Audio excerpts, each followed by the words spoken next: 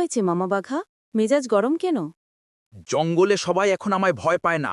আমি আজ দেখিয়ে দেব কে রাজা। তুমি রাজা, কিন্তু একটু বুদ্ধি লাগাতে হয়। আমি আছি না? চলো, এমন কিছু করি যাতে সবাই ভয় পায়। আমি গিয়ে বলি সবাইকে যে সূর্যকে তুমি খেয়ে ফেলছো। তাই সবাই বিশ্বাস করবে তো? আমার উপর ভরসা রাখো। তোমার মান সম্মান কেমনে ডুবান লাগে আমার জানা আছে। কি? না, মানে উঠান লাগে। রাগ করো কেন? আচ্ছা যা, বল গিয়ে।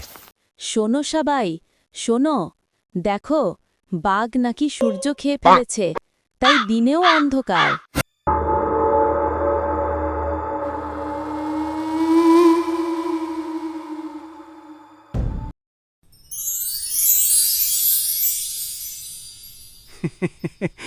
ওই যে সূর্য আবার বের হলো।